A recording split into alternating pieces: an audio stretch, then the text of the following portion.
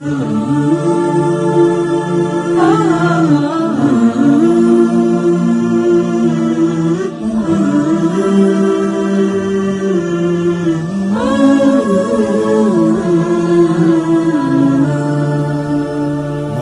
avions eu à parler de la famille pour qu'ils puissent eux aussi inculquer ces vraies valeurs, ces valeurs sûres à leur progéniture.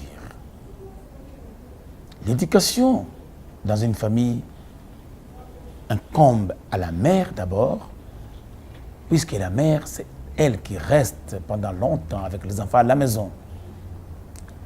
Si la mère est maltraitée par son mari, elle va reproduire la même chose envers les enfants. Pourquoi? Parce qu'elle n'est pas en paix envers elle-même et elle n'est pas en paix avec son mari. N'attendez pas alors une bonne issue ou une bonne façon de faire envers les enfants. Or, le fait seulement de ne pas bien éduquer les enfants, c'est condamner cette génération-là à la dépravation des mœurs, mais aussi et surtout, c'est la société humaine qui sera dépravée, ou dont les mœurs seront dépravées. Pourquoi? Parce que vous n'avez pas assez veillé à l'éducation de vos enfants. Les parents ont le devoir de veiller à l'éducation des enfants, à leur instruction. Il faudra mettre la barre très haut. Vos enfants doivent être le mieux éduqués possible afin qu'eux aussi puissent reproduire la même chose. On ne peut donner que ce qu'on a. Et les Arabes disent « Faqidu shay'in la yu'tihi » celui qui n'a rien ne peut rien donner. Donc, un enfant qui n'a pas reçu une bonne éducation ne peut donner que ce qu'il a reçu, c'est-à-dire que ce qu'il aura reçu peut-être dans la rue, ce qu'on appelle l'éducation diffuse. L'éducation diffuse ne peut produire que des effets pervers, puisque dans cette éducation diffuse, on prend ce qu'on voit, on copie carrément ce qu'on voit dans la rue. On a manqué une bonne éducation dans le cercle familial. C'est maintenant que nous allons entrer dans ce qu'on dit, disons,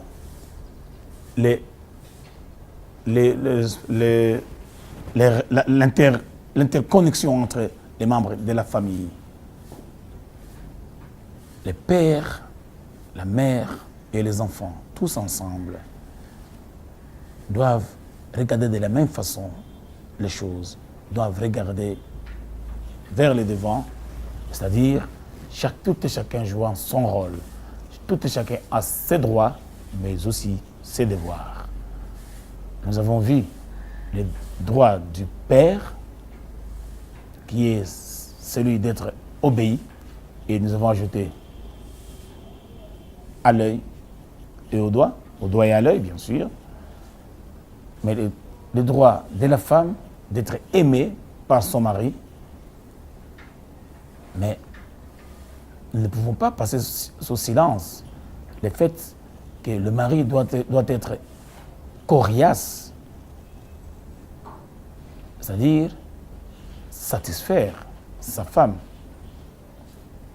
dans ce qui est physique, matériel et autres. Ça, ce sont des droits. Mais les enfants aussi ont leurs droits d'avoir une bonne éducation. Les enfants ont le droit d'avoir des parents qu'il faut. Les enfants musulmans ne sont pas les enfants nés hors mariage. Ce sont les enfants qui ont leur père et leur mère. Ce n'est pas les enfants illégitimes. L'islam condamne d'avoir des relations sexuelles en dehors du mariage. Pourquoi? C'est pour qu'il n'y ait pas de ce qu'on appelle les enfants illégitimes qui vont joncher les rues et qu'il y aura des gens qui vont venir les prendre et les adopter. Qui est ces parents-là qui va laisser son fils être adopté par un autre juste parce qu'il est pauvre? Mais puisque les parents ou la mère vit avec des enfants illégitimes, ça ne lui coûte rien de vendre cet enfant-là à une personne qui a plus de moyens qu'elle. Puisqu'elle fait le commerce le plus vieux du monde. Elle sait qu'en vendant cet enfant-là, et d'après ce qu'on dit, entre guillemets, l'adoption, l'enfant va dans une famille qu'elle ne connaît pas et n'en a cure. Et peut en fabriquer d'autres. Ça, c'est ce que condamne la loi islamique. D'aucuns n'aiment pas cette loi islamique-là. Ce n'est pas parce qu'elle n'est pas la loi qu'il faut. Non, c'est parce qu'elle restreint la marge de manœuvre des gens pervers. Elle restreint la marge de manœuvre de ceux-là qui n'aiment pas que la société puisse se développer, le vrai développement. De ceux-là qui voient en la femme une chose à exposer nue et à en tirer profit de faire des sexualités hors mariage. La famille, c'est cette union sacrée par Allah subhanahu wa ta'ala et qui ne doit pas rompre les liens de paternité ou de fraternité. Je veux dire, les liens familiaux ne doivent être rompus en aucun cas. L'islam, la religion de la paix, l'islam, la religion de l'union l'islam qui donne la vraie valeur à la famille, l'islam qui met la femme à sa place, cette place-là, enviée par tout le monde, cette place, la place qu'il faut à la femme, c'est celle d'être la mère nourricière, le centre d'intérêt de toute une maison. Celle-là, c'est par elle que passe le développement de toute une nation, parce que c'est elle qui éduque les enfants à la maison. Avant que les enfants n'aillent à l'école, les enfants ne peuvent reproduire que ce qu'ils ont eu de leurs parents. Oh, le parent qui reste le plus à la maison, c'est la femme. Au jour d'aujourd'hui, nous dirons que le parent, la femme, a besoin de travailler, oui. Mais au prix de quoi? Au prix de laisser sa famille, ou disons ses enfants, déambuler les rues? Nous ne sommes pas totalement contre que la femme puisse travailler, mais elle doit essayer de calculer son temps. Quand est-ce qu'elle est à la maison et quand est-ce qu'elle est au travail, avec la permission du mari.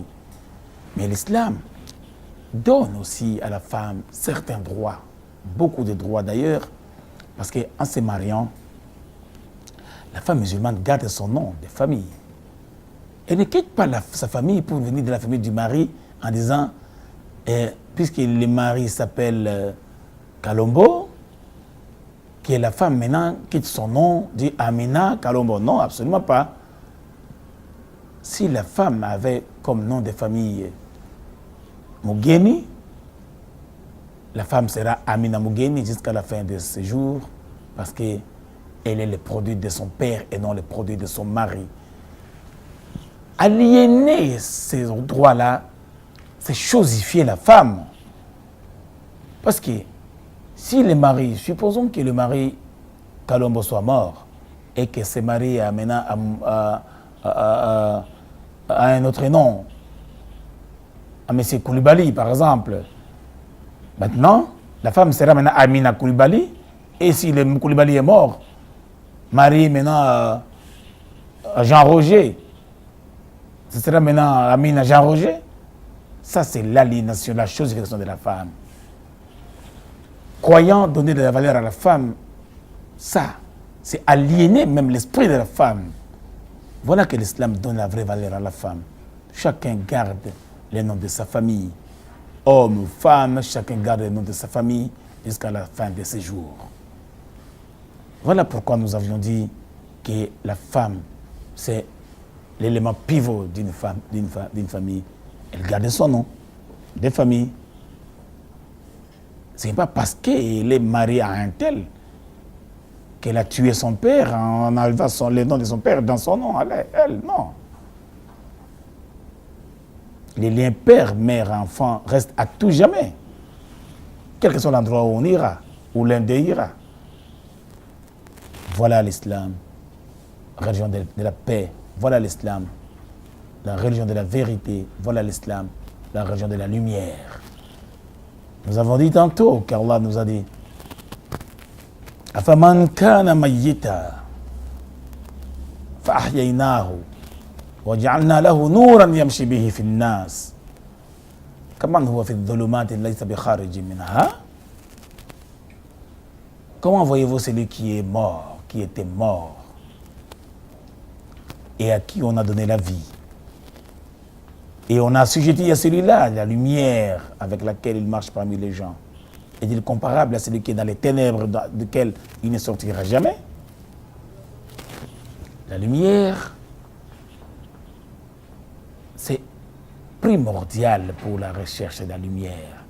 La lumière, c'est ça, la base de notre connaissance. On doit vouloir connaître et connaître toujours. Et l'islam nous donne l'occasion de mieux connaître nos droits et nos devoirs, chacun dans sa famille. Il ne faut pas marcher à contre-courant de la vie familiale. Le prophète sallallahu alayhi wa sallam a insisté pour beaucoup dans ça. Insisté dans cela. Et il a dit Al-Jannatu tahta aqdami ummahatikum. Le paradis, vous l'avez cherché le paradis, mais c'est sous les pieds de vos mères.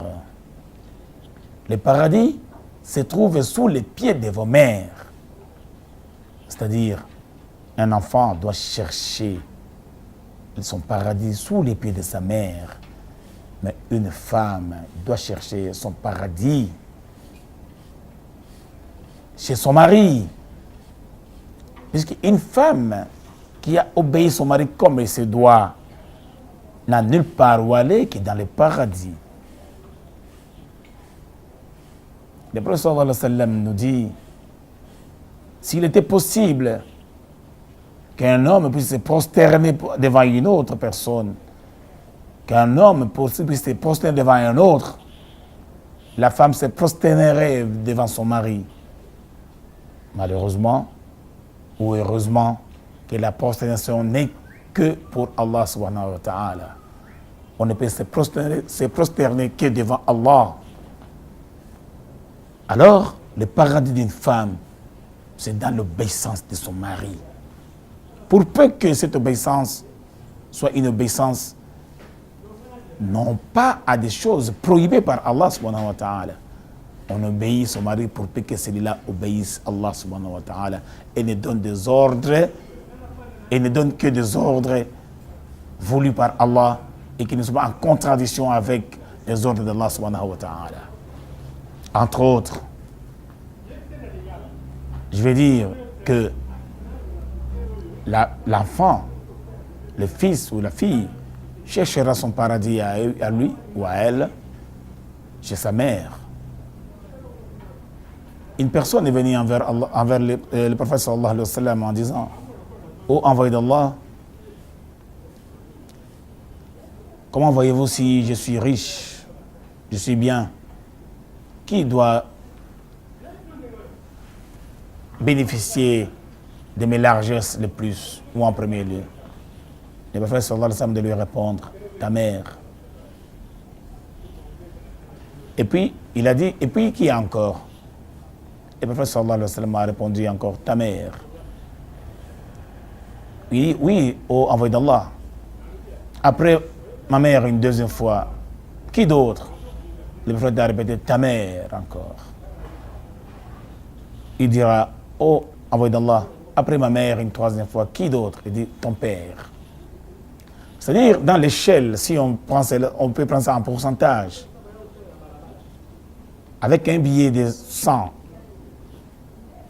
dollars ou 100 euros qu'il faut donner à ses parents, les fils, si c'est là un pourcentage, 3 fois la mère et 1 fois le père, donc 75% de la mère et 25% les pères.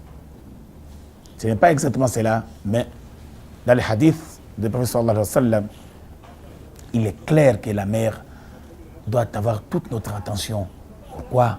Parce qu'il a dit, sallallahu alayhi wa sallam, Al-Jannatu tahta aqdami ummahatikum. Votre paradis est sous les pieds de vos mères. Le paradis, ô chers musulmans, ne cherche pas loin, c'est sous les pieds de ta mère. Cherche ton paradis sous les pieds de ta mère, c'est-à-dire il faut obéir à tes parents. Le père n'en est pas moins. Il faut obéir au père aussi. La mère, la malheureuse, t'a mis dans son ventre pendant des jours et des jours. Elle s'est privée de manger ceci ou cela juste pour que tu sois en bonne santé. Et sur terre, tu veux te rebeller contre elle. Et Allah nous dit à beaucoup de points dans le Saint-Coran. Hamalatuhu ummuhu karha wa wada'atuhu karha. Sa mère l'a pris dans son ventre, dans la souffrance. Il l'a mis au monde dans la souffrance. Et dans d'autres versets, Allah de dire wa hamluhu wa fisaluhu 30 shahra. Depuis sa conception jusqu'au sévrage, 30 mois se sont écoulés. Sois bien avec tes parents. Sois bien avec tes parents. Voilà l'islam et le cercle familial. Voilà l'islam et les droits de tout et chacun parmi les membres de la famille, mais aussi des devoirs. Les enfants ont plus de devoirs envers les parents. Ils doivent se concentrer dans leurs devoirs, servir comme il faut leurs parents. Les parents l'amour envers les parents doit occuper le cerveau de l'enfant. Comment faire en sorte que son parent soit satisfait de lui? Tout faire pour que les parents ne soient pas chagrinés, ne soient pas délaissés, ne soient pas mis en quarantaine comme s'ils souffraient de l'Ebola dans un home de vieillards. Les parents, on doit agir en conséquence envers les parents pour qu'ils puissent quitter ces bas mondes avec leur satisfaction sur leurs enfants. Les parents doivent quitter la terre avec le sentiment d'être satisfait du comportement de son fils envers lui. Sinon, c'est un désastre. Tu ne vivras jamais heureux. Puisque toi, tu voudrais maltraiter ton parent et que tes enfants te traitent bien? Comment ça? Cheikh Kishk disait Birru aba'akum yaburrukum abna'ukum wa infa nisa'ukum fil mahrami. Et il disait plus loin, il disait soyez bien envers vos parents. Vos enfants seront bien envers vous. Traitez vos parents avec tendresse. Vos enfants vous traiteront de la même façon. Et à contrario, n'attendez pas beaucoup de choses si vous maltraitez vos parents. Vos enfants vous feront de même, et pire même, puisque vous n'avez pas été tendre envers vos parents. Traitez-les avec élégance. Ils vous ont mis sur terre. Vous devez tout à vos parents. Tout, absolument tout. Un jour, j'ai eu à prier dans une mosquée à Dubaï. Et ce jour-là, j'ai entendu un sermon qui m'a révolutionné. L'imam de cette mosquée-là, ce jour-là, s'est mis à parler du devoir des enfants envers leurs parents. Et j'ai aimé, pratiquement aimé, tous ces sermons. Ça m'a marqué à jamais. Alors il dira, plus loin, il dira que Les parents n'ont pas le devoir de te demander, toi, son fils, qui veut sortir avec ta voiture. Non. Il prend la voiture, sort avec, fait le temps qu'il fera à l'extérieur. Si toi tu sors, si tu n'as qu'une voiture, tu dois te débrouiller pour sortir. Pourquoi? Puisque et toi et tes biens, vous êtes les biens de ces parents-là. Et toi, le fils ou la fille, et tes biens, vous êtes les biens de votre parent. Il n'a pas à quémander votre voiture ou votre bienfaisance. Vous devez leur donner leurs biens. C'est-à-dire, et toi, et tes biens, vous êtes les biens de vos parents ou de tes parents. Donc, il n'a pas à faire des courbettes devant toi pour te demander quoi que ce soit. S'il le fait, c'est juste par élégance, par bonne manière. Puisque vous avez quelqu'un une bonne manière, alors il continue à le faire. Il le fait juste pour te montrer encore qu'il a toujours gardé sa bonne éducation, même étant parent et vieux chez toi à la maison. Voilà le cercle familial. Voilà l'éducation vue par l'islam. Voilà la morale islamique où les parents jouent son rôle, les enfants aussi. Et ça, c'est l'islam. Et ça, c'est la chaîne islamique.